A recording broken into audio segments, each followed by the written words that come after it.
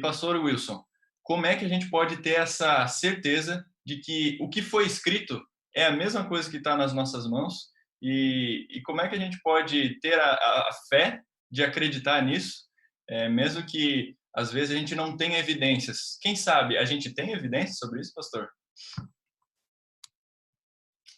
Só o seu áudio aí a gente. Vamos Aí, lá. agora foi. Na verdade, nós temos muitas evidências. Eu diria que evidências de sobra de que o texto que nós lemos hoje corresponde exatamente àquilo que foi escrito tantos séculos atrás. E quais são essas evidências? São os manuscritos.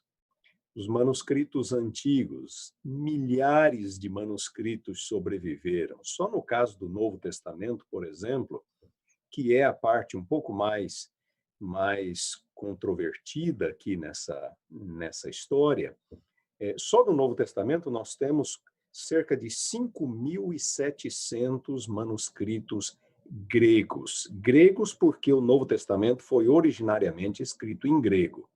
O Antigo Testamento foi escrito em hebraico, algumas pequenas porções do Antigo Testamento em aramaico, e o Novo Testamento foi escrito em grego. E nós não temos, infelizmente, nenhum dos manuscritos originais. Eles desapareceram.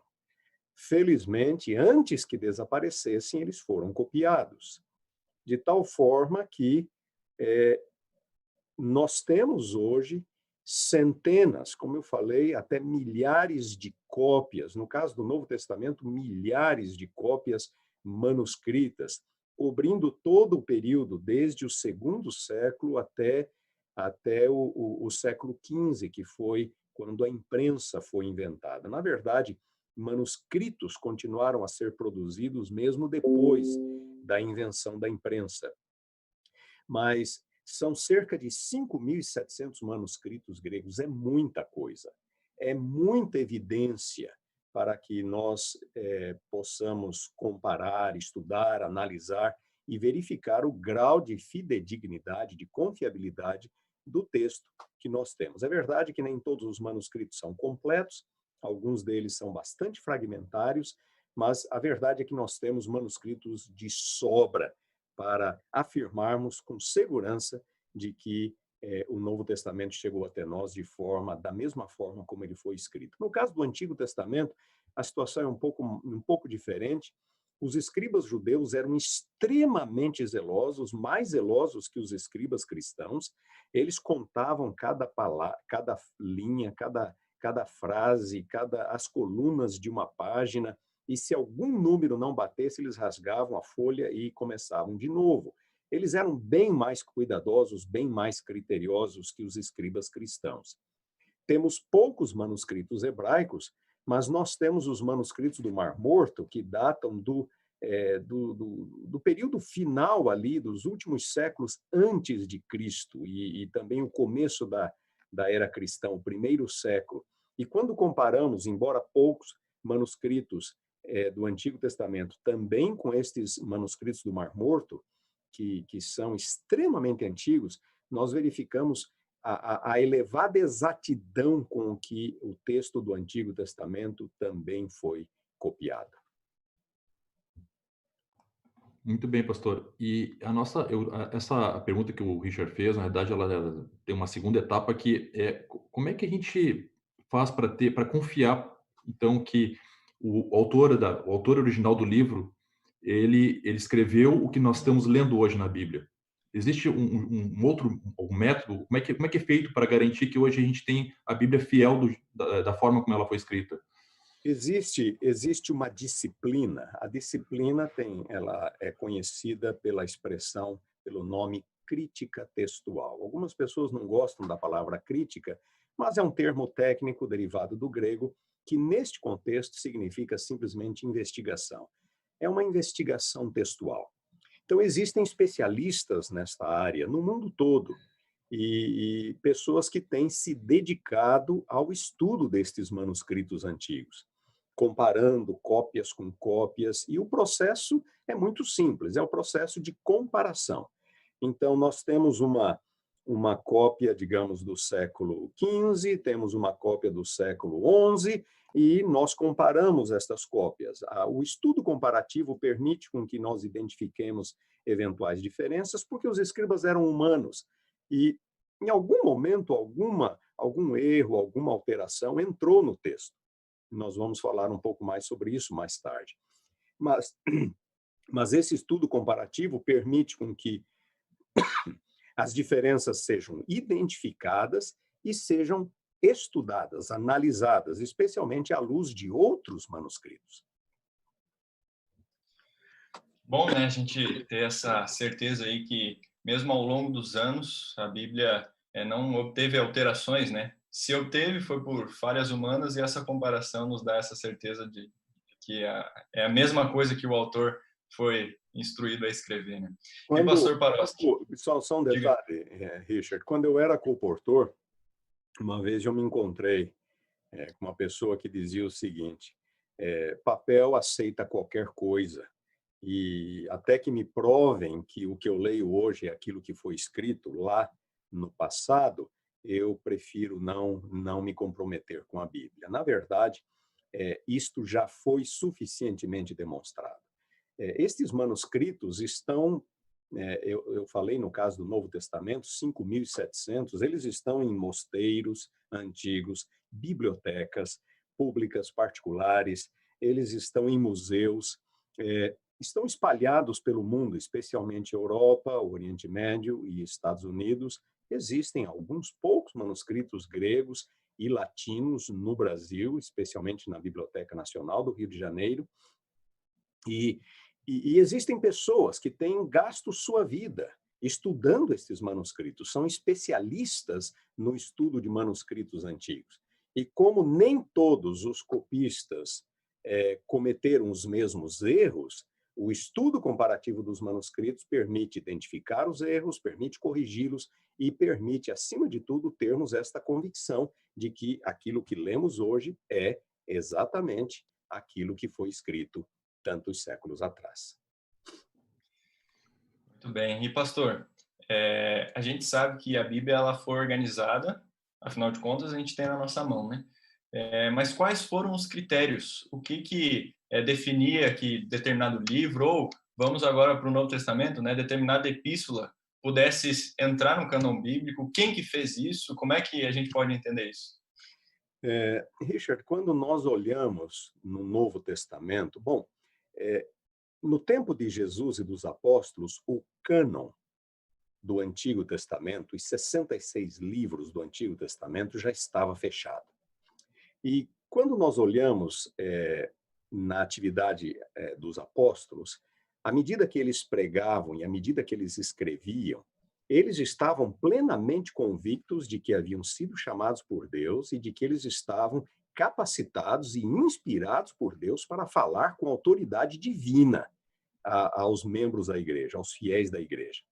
Então, os apóstolos escrevem com autoridade divina e eles estão convictos de que aquilo que eles escrevem eu não usaria a palavra canônico, porque eles não tinham a concepção de cânon que nós temos hoje, mas que era autoritativo para a igreja. Deixe-me dar um exemplo aqui. O apóstolo Pedro, em 2 Pedro, capítulo 3, versículos 15 e 16, fala daquelas pessoas, ele fala das epístolas de Paulo, que são difíceis, e algumas pessoas já em seus dias, nos dias de Pedro, torciam. E aí ele diz assim: como também o fazem com as demais escrituras. Então, mediante esta expressão, as demais escrituras, Pedro está inegavelmente colocando as epístolas de Paulo no mesmo nível de autoridade das escrituras do Antigo Testamento. Então, pouco a pouco, à medida que os livros do Novo Testamento foram sendo produzidos, a igreja foi incorporando estes livros na sua coleção de livros sagrados, juntamente com o Antigo Testamento. E esta nova porção, este novo corpo, o Novo Testamento, foi então pouco a pouco sendo formado. Algumas pessoas dizem que a formação do cânon do Novo Testamento foi feita sob a responsabilidade da Igreja Católica no IV século. Não, esta informação não procede, sob hipótese alguma.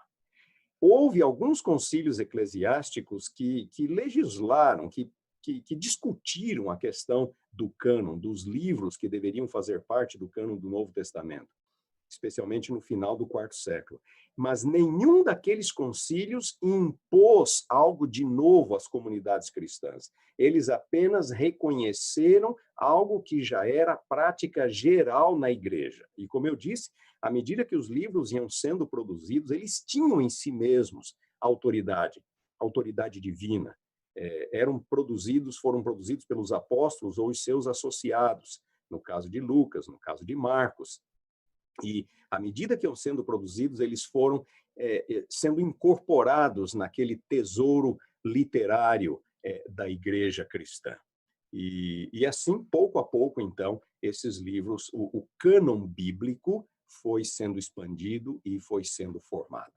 Mais tarde, quando a Igreja Católica, ou quando o cristianismo em geral começou a se deparar com outros livros, outros evangelhos, outras epístolas, obras apócrifas, produzidas como se fossem obras inspiradas e apostólicas, então a Igreja discutiu alguns critérios, como, por exemplo, tem estado conosco, esses livros têm estado conosco desde o princípio.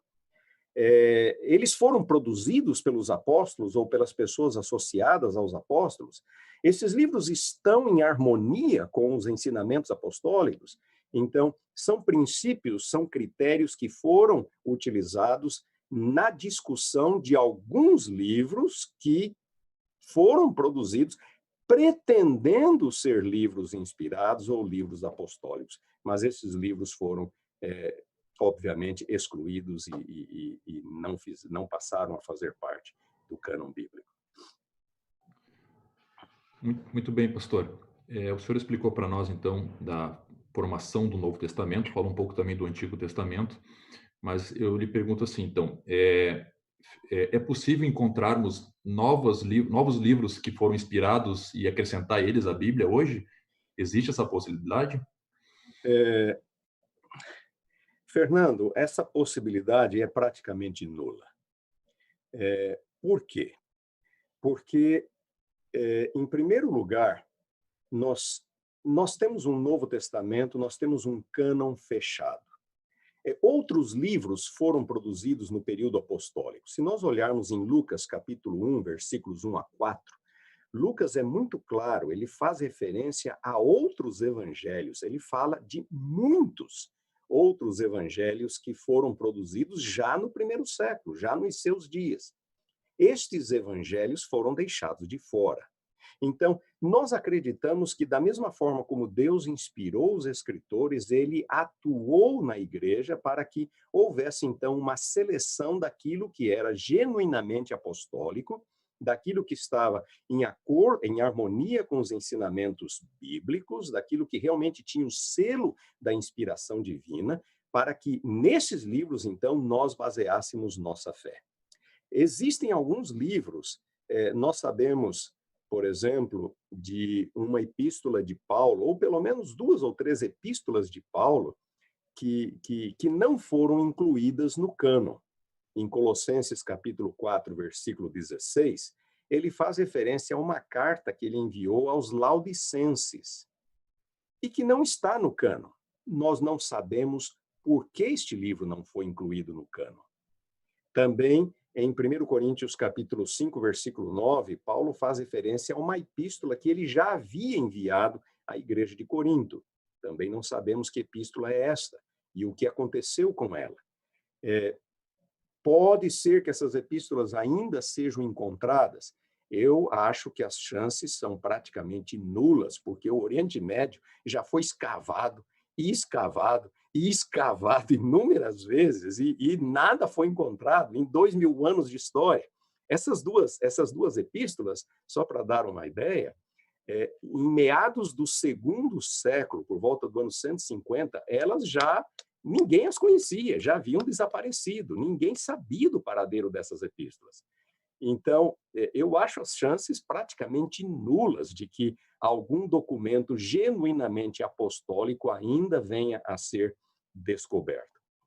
Precisamos disso? Não creio, porque nós temos um corpo escriturístico, um corpo de livros suficientemente claro, completo que nos ensina sobre o amor de Deus, o plano salvífico de Deus para a humanidade. E eu não creio, realmente, sinceramente, que alguma nova descoberta de um livro apostólico, genuinamente apostólico, ainda possa ser descoberto. Lembre-se de que, para a igreja primitiva, um dos critérios de canonicidade era de que o documento, aquele livro, já havia estado em uso na igreja por muito tempo, desde o princípio. Sob esse critério, então, se um novo livro for descoberto hoje, como é que nós vamos defender a sua legitimidade? Como é que nós vamos ter certeza da sua autenticidade? Se é um livro que ficou desaparecido e, de repente, foi descoberto, como é que nós vamos saber disso? Muito difícil. Então, eu acredito que as chances são praticamente nulas. Pastor, o senhor comentou, pastor, mas nós falamos sobre a questão de livros escritos naquela época ou naquele período, mas, por exemplo, se hoje surgisse alguém inspirado, essa pessoa poderia entrar na Bíblia com o que ela disse, com o que ela deixou? Fernando, um dos pontos de fé do protestantismo, e este foi defendido com muita eloquência, muito poder por Martinho Lutero, no século XVI, é o princípio da sola escritura. É um termo latino que significa pela escritura somente. O princípio da sola escritura estabelece que o cânon bíblico é um cânon fechado. Não se adiciona, não subtrai. Não se adiciona, não subtrai. Nós, adventistas do sétimo dia, subscrevemos 100% ao princípio da sola escritura. Somente a Bíblia é autoridade de fé e prática para a igreja. Nós não temos nenhuma de nossas doutrinas estabelecida em alguma outra fonte. E aqui nós temos um problema. Não sei se em algum momento nós haveremos de discutir isso em mais detalhes, mas nós, adventistas, acreditamos no dom profético. O dom profético é bíblico. A Bíblia diz que o dom profético é um dos dons da igreja. Existem outras denominações que acham que o dom profético já não está mais em vigor hoje em dia. Ele acabou, ele passou. Nós não acreditamos assim. Acreditamos que o dom profético é um dos dons da igreja. E nós acreditamos que este dom se manifestou na pessoa de Ellen White, por exemplo. Isso faz parte da definição de fé adventista. Agora, são os escritos de Ellen White inspirados? Nós acreditamos que sim. Acreditamos que sim. São canônicos? Não. Nós não acreditamos na canonicidade dos escritos de Ellen White. Existem pessoas na igreja que, de forma desinformada ou até de forma mal intencionada, tentam colocar os livros de Ellen White no mesmo nível da Bíblia ou até acima da Bíblia. Não. A própria senhora White foi muito clara a respeito. Ela defendeu com unhas e dentes o princípio da sola escritura. Então, só a escritura. Então, pode ser que novos documentos inspirados sejam produzidos? Pode ser. Nós não podemos tolher a liberdade divina de utilizar e inspirar pessoas. Mas, de acordo com o princípio da sola escritura, o cânon bíblico é fechado. Não se adiciona, não se subtrai. Então, embora Ellen White tenha autoridade profética, ela não tem autoridade canônica, o que significa que seus escritos não possam ser utilizados para definir questões de doutrina. Muito bem, pastor. Só para a gente não fugir desse assunto, a Vera Parisotto colocou aqui nos comentários uma pergunta muito interessante. A gente poderia fazer as perguntas dos comentários no final, mas está dentro do assunto, então vamos aproveitar esse momento. Vamos lá. Ela comentou aqui que muitas pessoas defendem que apenas os escritos de Paulo são a verdade 100%, né? E agora a gente podia fazer uma pergunta mais abrangente, né? Tem gente que acredita que a Bíblia, partes são verdadeiramente inspiradas e outras partes talvez não. O que a gente pode dizer sobre isso, pastor? Bom, nós não temos hoje nenhum inspirômetro para determinar o que é inspirado e o que não é. O que é que nós temos? Nós temos a prática da igreja, que desde o primeiro momento reconheceu e incorporou esses livros em sua vida, em sua piedade, em sua vida litúrgica. Então, desde os primeiros momentos, notem que nós temos escritores cristãos não bíblicos, não canônicos, do final do primeiro século, como Clemente de Roma, por exemplo. Nós conhecemos os livros de Clemente de Roma. E logo depois de Clemente de Roma, na virada do primeiro para o segundo século, nós temos outros escritores cristãos. Nós temos Papias, nós temos Inácio, nós temos Justino Mártir, nós temos Policarpo, nós temos Irineu e diversos outros escritores cristãos. Então, nós não estamos no vácuo, nós não estamos olhando para trás como se não existissem 2000 anos, ou como se esses 2000 anos de história fossem completamente vazios. Não.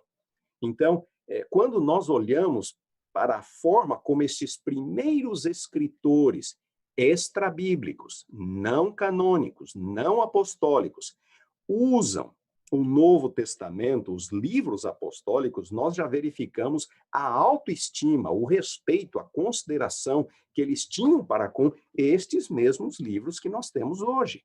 E praticamente todos os livros são citados. Todos os livros são citados, já na virada do primeiro para o segundo século.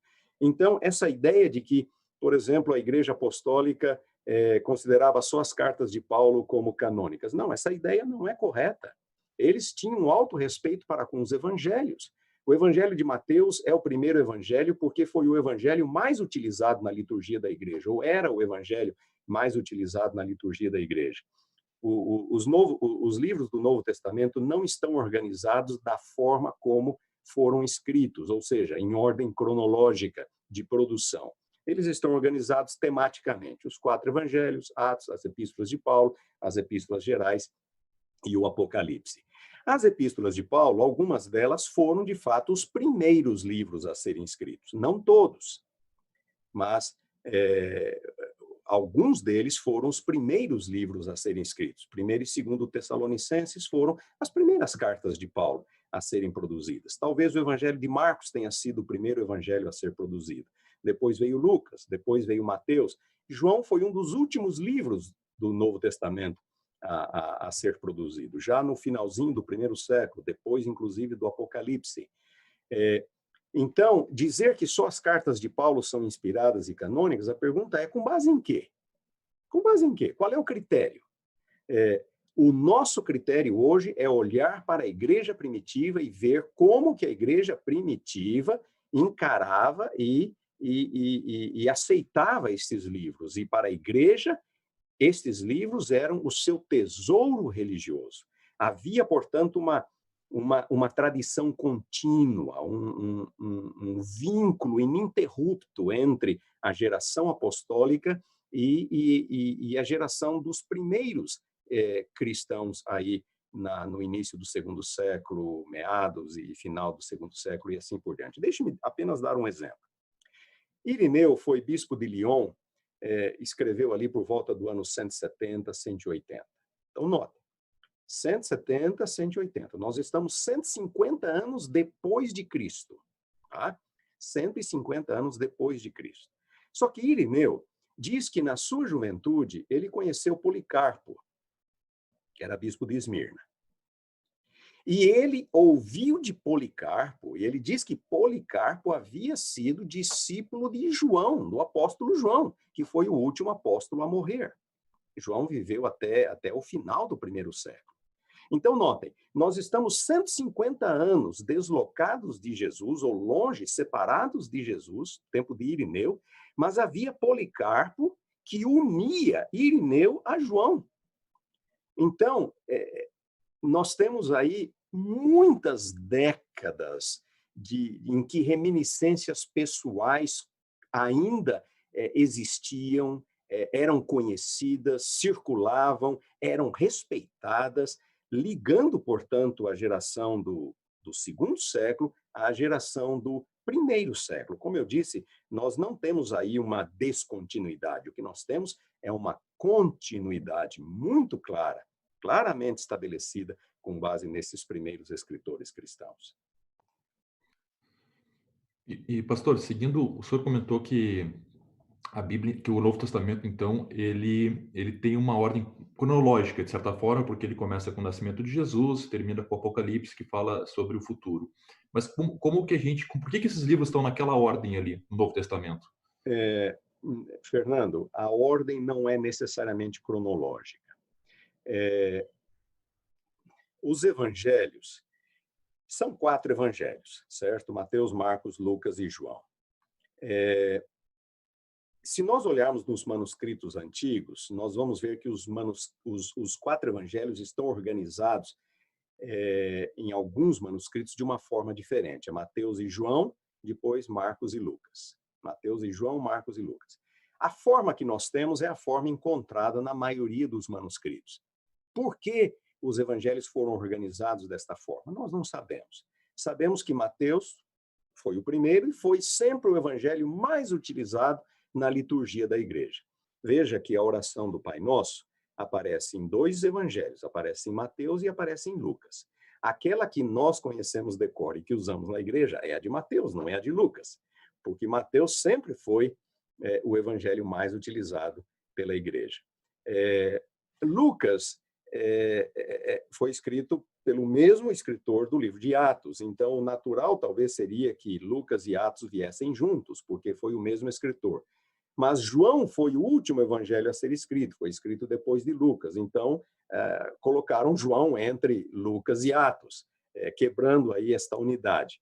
Mas, num certo sentido, nós temos, como você mencionou, os evangelhos que contam sobre a vida e os ensinos de Jesus, temos Atos, a vida e os ensinos dos apóstolos, especialmente Paulo, depois temos as epístolas paulinas, e depois temos as epístolas gerais e, finalmente, o Apocalipse. Então, há uma ordem. Esta ordem, ela é temática.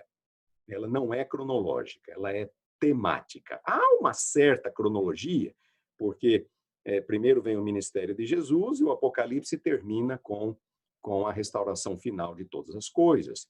Mas a verdade é que os livros aqui dentro do Novo Testamento foram organizados a partir do princípio temático. Quanto às epístolas de Paulo, por exemplo, eu disse que 1ª e 2ª Tessalonicenses foram as primeiras epístolas a serem produzidas. Já na segunda viagem de Paulo, logo na segunda viagem, ele já começou a escrever e essas 2 cartas foram as primeiras.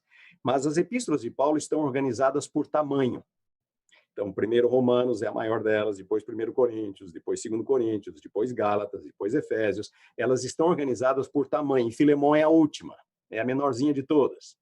E quanto a Hebreus? Sim, Hebreus, há uma história aí bastante confusa com relação a Hebreus, porque, embora na igreja de fala grega, Hebreus sempre foi reconhecida como paulina, na igreja ocidental de fala latina, demorou para que houvesse esse reconhecimento. Então, Hebreus acabou fazendo parte daquele segundo bloco, que é o das epístolas gerais. Então, aí vem Hebreus, aí vem Tiago, aí vem 1º e 2º Pedro, 1º e 2º, 3º João, Judas, estas são as epístolas gerais. Então, Hebreus foi colocado neste segundo bloco, que também está organizado por tamanho. E Apocalipse, o último livro da Bíblia.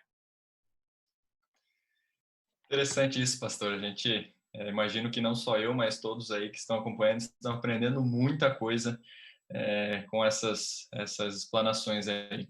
E, pastor, mudando um pouco de assunto, o senhor comentou que a Bíblia foi escrita não só em uma língua, né, como a gente já sabe, mas ela foi escrita aí, obviamente, não foi em português.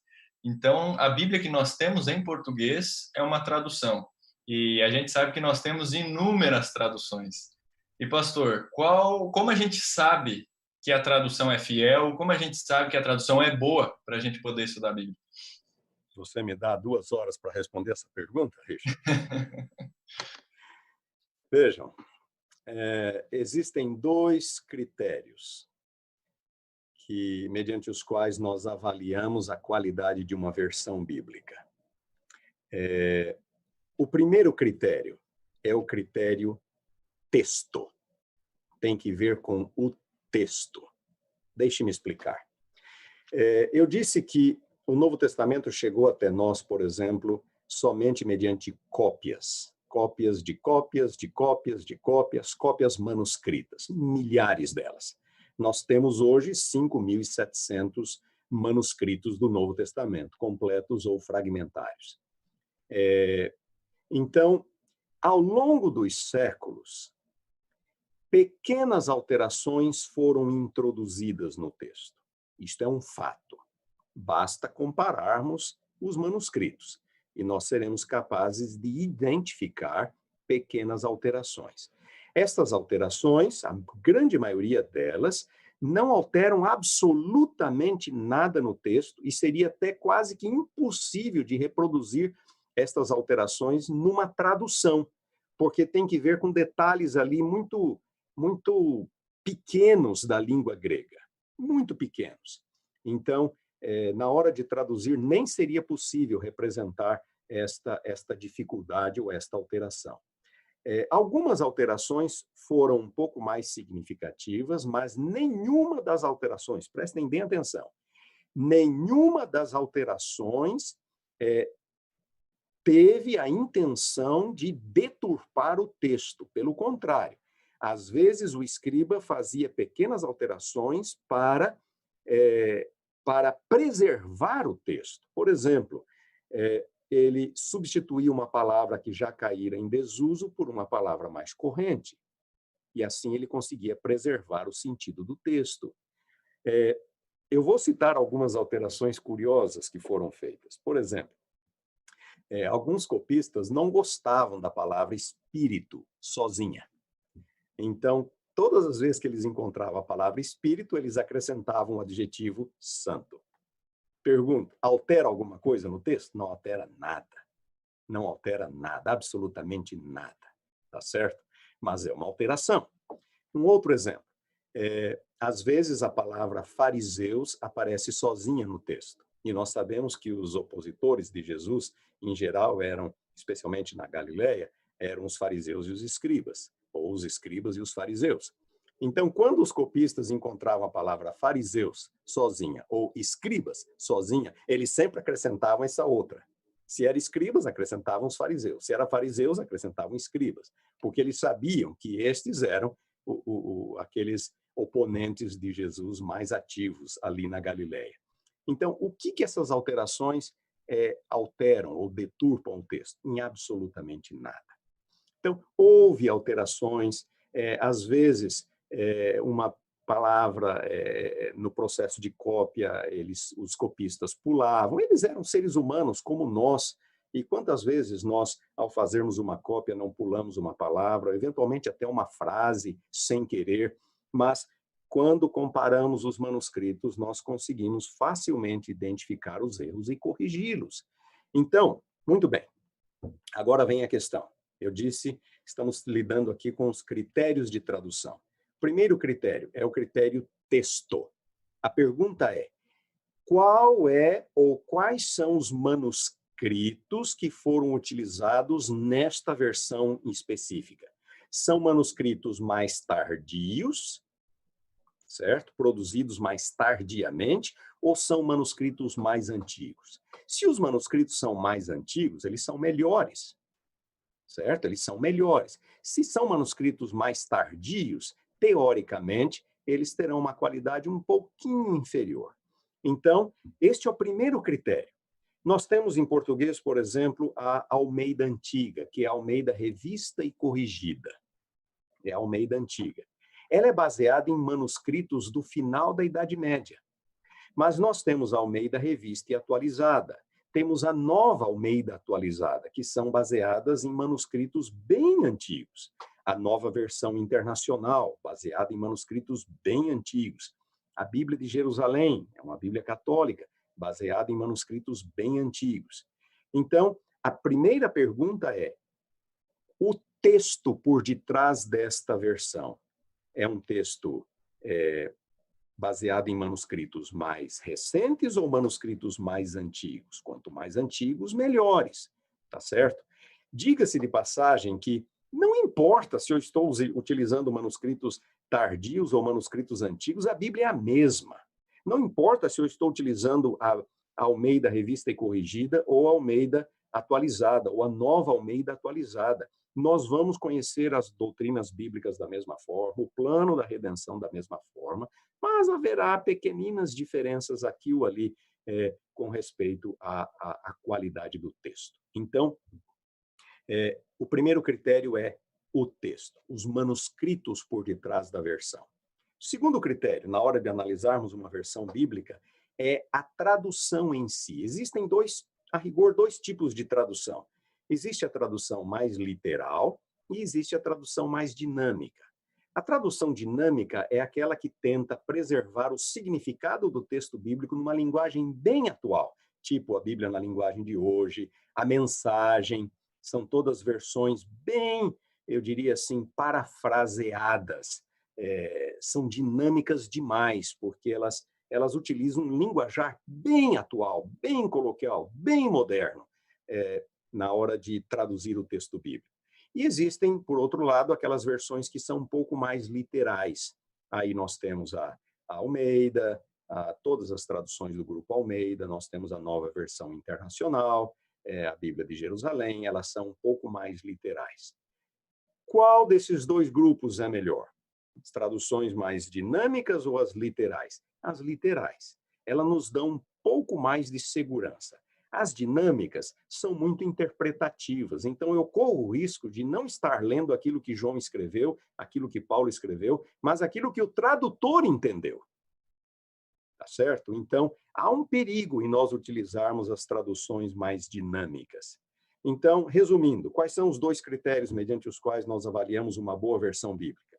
O texto, quais são os manuscritos por detrás desta versão, se são mais tardios ou mais antigos, e se a tradução é uma tradução mais dinâmica, mais coloquial, ou uma tradução mais literal, um pouco mais formal. As versões bíblicas baseadas em manuscritos mais antigos e com uma tradução um pouco mais literal são melhores. E aqui eu coloco a Almeida Revista e Atualizada, a Nova Almeida Atualizada, que foi lançada agora, faz 2, 3 anos, pela Sociedade Bíblica do Brasil, a Nova Versão Internacional, eu diria que estas são as melhores disponíveis no Brasil no momento. Temos também a Almeida Século XXI, que é muito boa. Estas, eu diria, estão entre as melhores. Eu ainda uso a Almeida Revista e Atualizada, mas em minha próxima viagem ao Brasil, eu vou tentar adquirir a Nova Almeida Atualizada, que foi lançada, acho que em 2017. A Almeida Revista e Atualizada já tem 50, 70 anos já, Almeida Revista e Atualizada. E a Nova Almeida Atualizada foi lançada 2 ou 3 anos atrás pela Sociedade Bíblica do Brasil. Pastor, então aqui nós tivemos uma pergunta que trata sobre isso, o senhor já explicou, mas acho que a gente pode responder ao nosso irmão que está acompanhando aqui, o Regis, perguntou assim, bom, o que é mais seguro, o que é melhor, usar a revista atualizada ou a Nova Almeida? O senhor já deu uma ideia, mas ele pergunta o que é mais confiável. Eu acho que ele pode usar a Nova Almeida sem dificuldades. Elas não são idênticas. Ele vai encontrar algumas diferenças, tá certo? Mas a Nova Almeida Atualizada foi feita por um gaúcho, amigo meu, uma pessoa altamente capaz. É claro que ele submeteu o texto a uma apreciação de diversos outros eruditos e pessoas que tinham capacidade de opinar, mas eu posso garantir que a Nova Almeida é uma versão moderna, uma linguagem muito, muito boa, fácil de ser entendida, e eu recomendo a Nova Almeida Atualizada. A Almeida Revista e Atualizada, como eu disse, já tem 70 anos. Ela já tem algumas expressões já um pouco arcaicas, que caíram um pouco em desuso, e já a Nova Almeida Atualizada é uma versão bem atual. Não existe nenhum trabalho perfeito. Por melhor, por mais capaz que a pessoa seja, sempre nós vamos encontrar algum problema aqui ou ali, alguma dificuldade aqui ou ali. Não existe nada que o ser humano faça que seja absolutamente perfeito. Mas dentre aquilo que nós temos, eu continuo recomendando a Nova Almeida atualizada. E a nova versão internacional também. E, pastor, o senhor comentou agora, só queria lembrar que nós, no ano passado, no aniversário da nossa igreja, nós fizemos uma proposta de que os irmãos adquirissem uma Bíblia com a Nova Almeida, né? Com essa versão nova, com uma linguagem mais um pouco atual e também com dados, aquela questão de côvados e distâncias assim atualizada. E aí o nosso presente de aniversário foi fazer uma Bíblia da Igreja Central de Porto Alegre, né? Com essa nova versão e estimular os nossos irmãos para que adquirissem esse modelo novo, até porque na medida que todos tenham, ou a maioria tem essa versão, fica mais fácil na igreja, numa leitura, numa atividade em grupo, né? Se fale a mesma língua, digamos assim, não porque altere o texto, mas porque altere o formato do texto, né? Sim, então, seguimos nesse modelo aí que o senhor indicou e, graças a Deus, já víamos assim, trabalhando com essa ideia aí há pelo menos um ano atrás. Que bom. Pastor, pastor Richard fazer mais uma pergunta, mas eu vou fazer a próxima pergunta aqui, porque essa pergunta envolve a questão da Ellen White. A gente sabe que a Ellen White, ela usou uma versão da Bíblia que ela tinha, né? E Ellen White foi uma escritora inspirada por Deus. Essa versão que ela tinha não é a melhor delas? Ela não tinha uma inspiração para saber que essa versão é a que tem de melhor disponível? Como é que a gente pode entender isso? Era a única. Ela usou a única versão disponível no tempo dela, que é a tal da King James, é a versão do Rei Tiago, em inglês, a versão mais tradicional em inglês. Note, esta foi a versão utilizada pelos evangélicos e protestantes norte-americanos, ou de fala inglesa, até o final do século XIX. Havia uma ou outra tradução, algumas delas até bastante antigas, mas que nunca tiveram, digamos, a popularidade ou a aceitação da King James. E então era praticamente a única versão assim disponível ou utilizada nos círculos evangélicos. Agora, preste bem atenção. No final do século XIX, começaram a surgir versões revisadas, baseadas em manuscritos mais antigos, manuscritos melhores, que estavam sendo descobertos ali, mais ou menos nesta época. E tão logo estas versões revisadas começaram a ser publicadas, produzidas, a senhora White começou a utilizar estas versões. Então, a senhora White utilizou, sim, versões revisadas. Ela não utilizou somente a King James. Dizer que ela utilizou a King James, ou só a King James, é um equívoco muito grande. E dizer que ela utilizou mais a King James é verdade, porque era a única versão que disponível, ou aquela versão universalmente utilizada nos países de fala de língua inglesa. Mas tão logo as versões revisadas começaram a ser produzidas, a senhora White utilizou, sim, as versões revisadas. Então, e perceba bem, Fernando, a autoridade de um profeta não está necessariamente nas atitudes do profeta, mas na sua mensagem. Tá certo? Os profetas cometeram erros. Elias cometeu erros, Jeremias cometeu erros, Paulo cometeu erros.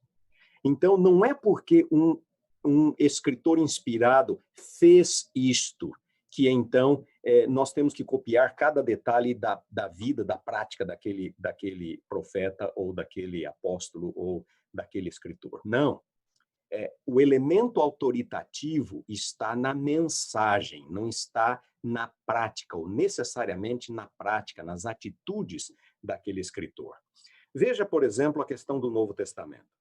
Quando o Novo Testamento foi escrito, havia o texto hebraico do Antigo Testamento, havia uma tradução grega muito utilizada pelas pessoas que falavam a língua grega, que a língua grega era como o inglês hoje, era a língua universal no mundo ocidental, no mundo mediterrâneo. Então, os judeus tinham o texto em hebraico do Antigo Testamento, eles também tinham uma tradução para o grego, que é a versão da Septuaginta, e eles tinham algumas paráfrases, que eram os targums, que eram utilizados na liturgia da sinagoga.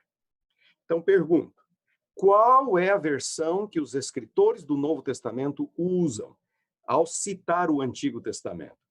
Eles utilizam os Targums, eles utilizam a Septuaginta e eles utilizam o texto hebraico. E muitas vezes eles fazem citações de memória. Então, essa questão de por que o escritor usou tal versão, aquela versão, então, é a melhor ou ela tem que ser usada por nós. Não, não é assim. Isto não é critério. Tá certo? Isto não é critério. No que diz respeito a Sion White, sim, ela usou a King James porque era a única disponível. Mas assim que as versões revisadas começaram a ser produzidas, ela começou a utilizar estas versões, da mesma forma como ela utilizava a King James até ali. Muito bem, pastor. Agora, numa questão de estudo, a gente teve a pergunta do Edson aqui nos comentários. Ele perguntou assim: e a Bíblia Andrews de estudo?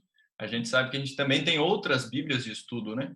Mas a nossa aqui, da igreja atual, né, que a gente tem é a Bíblia Andrews.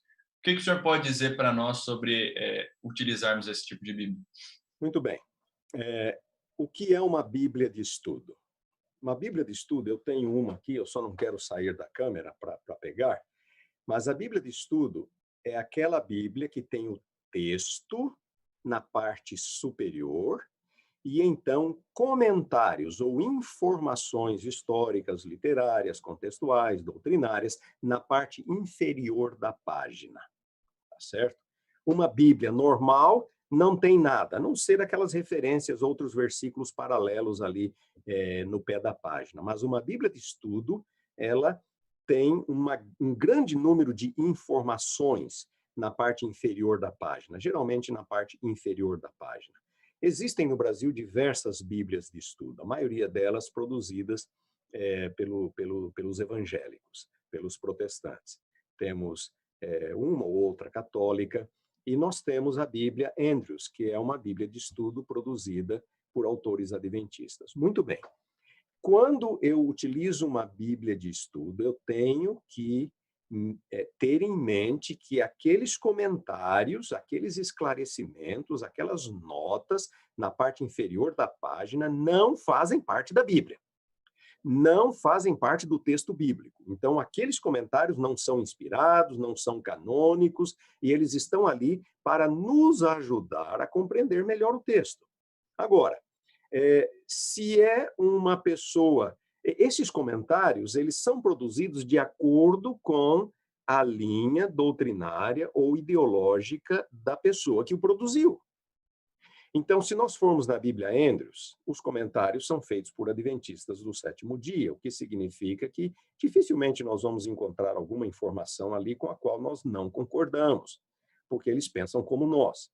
Se foi uma pessoa de uma outra denominação, pode ser que em algum momento ali, numa questão envolvendo o sábado, envolvendo o estado do homem na morte, nós vamos encontrar alguma informação com a qual nós não concordamos.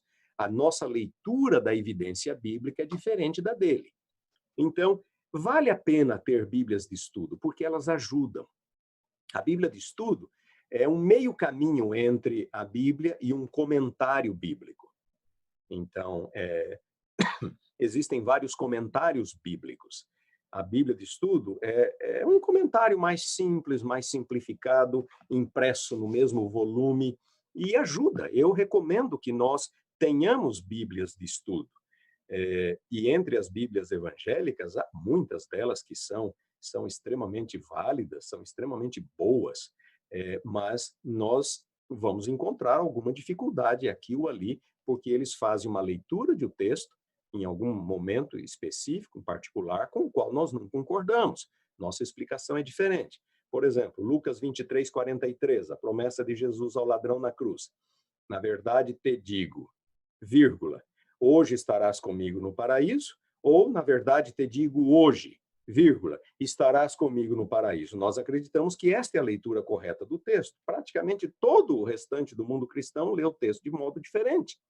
Então, se é um evangélico, um católico que vai comentar esse versículo, ele vai dizer que Jesus estava prometendo ao ladrão na cruz que eles estariam juntos no céu naquele mesmo dia. o que é uma incoerência bíblica, porque no domingo da ressurreição, Jesus ainda não havia estado no céu. Ele disse isso a Maria Madalena. Então, esse é o problema, é o perigo de nós utilizarmos bíblias de estudo. Mas a Bíblia Andrews é uma bíblia produzida por autores adventistas e, tanto quanto eu saiba, não há nada ali que comprometa, com o qual nós não possamos concordar, por assim dizer, no que diz respeito à interpretação do texto. Elas ajudam e ajudam bastante.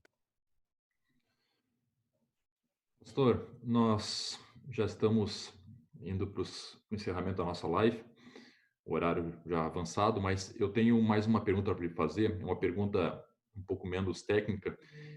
O senhor é um estudioso da Bíblia, um estudioso do Antigo Testamento, mas do Novo Testamento, e todos nós temos vontade de estudar mais a Bíblia. Às vezes o tempo, o não entendimento, algumas dificuldades nos afastam disso.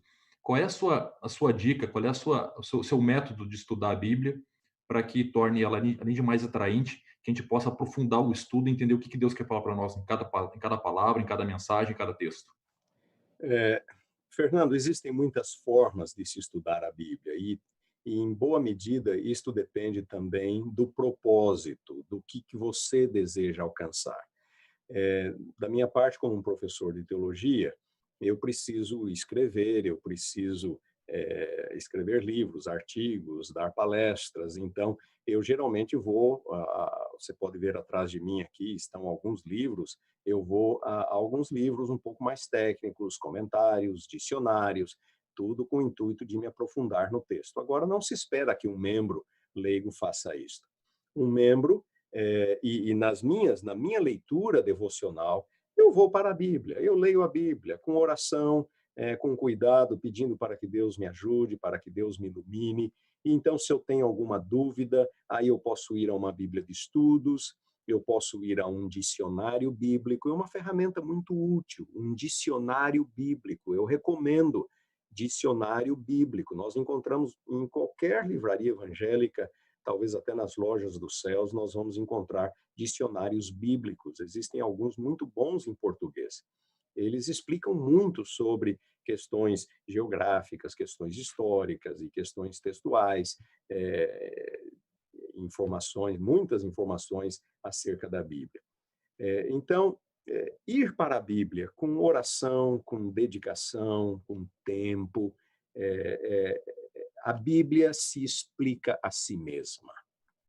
O Espírito Santo atua por detrás, o mesmo poder que inspirou a Bíblia, ele atua no processo de estudo, de interpretação das Escrituras Sagradas.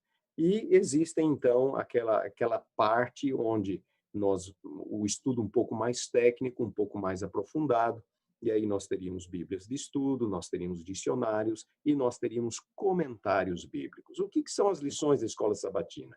As lições da Escola Sabatina, especialmente aquelas sobre livros bíblicos, são uma espécie de um comentário, é um guia, um manual para nos ajudar a compreendermos melhor, a nos aprofundarmos no estudo do texto. Eu guardo todas as minhas lições da Escola Sabatina. Em algum momento elas vão ser úteis. Eu tenho comentários bíblicos. Então, não se espera de todos os membros da igreja que eles invistam em dicionários, em comentários bíblicos, mas eles podem guardar as suas lições ou, eventualmente, ter alguma ferramenta, especialmente o ancião, o professor da escola sabatina.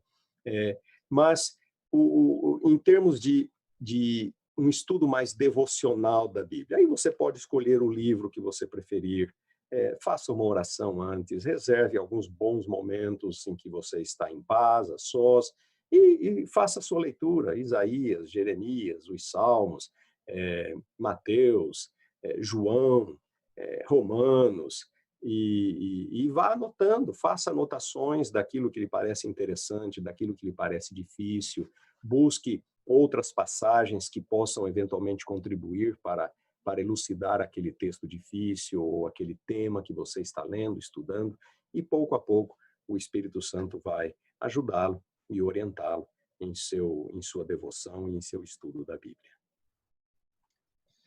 Amém. Muito obrigado, pastor. Eu imagino que a gente poderia ficar mais 1 hora conversando, porque os comentários não param. A gente tem muita pergunta aqui, muita gente querendo saber, e que bom, né? Que bom que nós estamos aí buscando informações para poder estudar a Bíblia. E eu já comentei isso, eu comento de novo. Eu creio que não só eu, mas todos aqui que assistiram foram ricamente abençoados com a sua explanação, pastor. Muito obrigado novamente por ter aceitado o convite de estar com a gente aqui no nosso culto de domingo, e o senhor será sempre bem-vindo. O senhor disse que quando vier para o Brasil vai querer adquirir essa tradução, a Nova Almeida, né? Nós aqui da Igreja Central temos a nossa Bíblia da Igreja Central, que é essa tradução. Então o senhor pode ser bem-vindo e ainda receber um presente nosso aí. Tá certo? Então, pastor, o senhor pode nos encerrar com uma oração? Claro, com prazer. Eu gostaria de agradecer o convite, foi bom haver estado com vocês. O tempo é curto, há muita coisa que poderíamos falar, poderíamos abrir a Bíblia, dar exemplos e de tudo aquilo que nós falamos, de questões textuais, de questões interpretativas, questões de tradução, mas o tempo não nos permite. Me coloco à disposição, caso queiram, em algum outro momento. A tecnologia hoje deixa tudo muito mais fácil. Mas, apenas para concluir, eu gostaria de enfatizar que nós podemos ter certeza de que aquilo que lemos hoje é aquilo que foi escrito. Da mesma forma como o Senhor atuou no processo de composição da Bíblia, ele atuou no processo de cópia e recópia. A Bíblia foi preservada da forma como ela foi produzida, da mesma forma como ela foi produzida. As pequenas diferenças que ocorreram aqui ou ali são facilmente identificadas, corrigidas, de tal maneira que nós não precisamos ter qualquer dúvida quanto à confiabilidade da palavra de Deus. E que o Senhor possa abençoá-los a todos, que vocês continuem amando a palavra de Deus, utilizando-a.